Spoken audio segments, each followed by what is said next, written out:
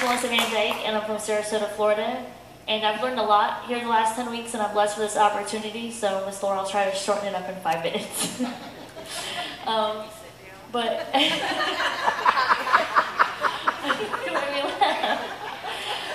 I learned that no matter what my circumstances are, that I'm blessed because the kingdom of God is at hand and dwells within me, and Jesus abides in me, and I have the 9 fruits of the Spirit and the 9 gifts of the Spirit. And everybody that I come in contact with, I have the opportunity to share agape love with them, to share and demonstrate forbearance, forgiveness, and grace.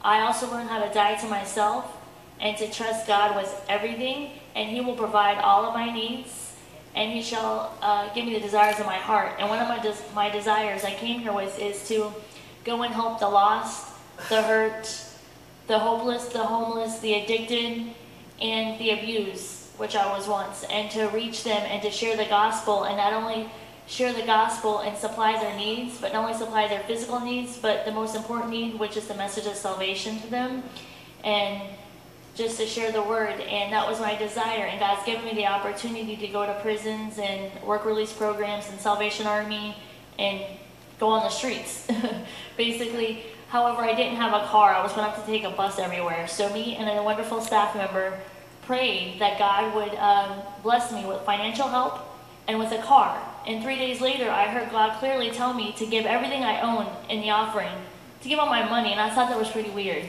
I'm like, how do you pray for financial help and a car and now I have to give everything I own in this offering? But I learned it's wise to be obedient to God. So I was obedient, and I put everything in the altar except money for 2 stamps, so I could mail my dad and my mom a postcard. And within a week, I got a car donated to me. I was blessed with a car so I could go out to do outreaches and go to these places. And I also learned, Brother Gerald, I love one of your mottos. He says, just do it. You can't get any worse at it. He said, so if you don't know how to play a piano, just do it. You can't get any worse. He goes, if you have a fear of speaking in front of people, just do it. You can't get any worse. You can only get better. And I've learned that by doing this. And I had a fear of going into the kitchen and cooking because I tend to blow things up when I'm in there. And he said, just do it. You can't get any worse. And Miss Karen and Hope kept saying, just do it. You can't get any worse. And I will admit, the first Saturday, we won't go in detail what happened, but let's just say thank goodness for fire extinguishers. And Miss Karen, I'm sorry about those 2 pans. Well, I'll have to replace those, seriously.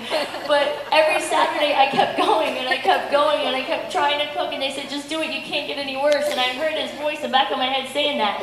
And as of last Saturday, or that was a Friday, we home-cooked pizza, and it wasn't the store-bought.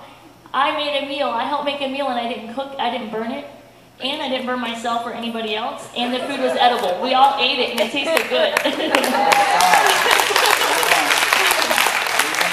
So I've learned a lot here. I've learned how to, more about the Word, how to walk in the Spirit and stay in the Spirit, how to share love with others, God's love with others, and I've even learned how daily living skills. So I'm not what I did, and I'm not what was done to me, but I'm what Christ did on the cross for me, and I am made free.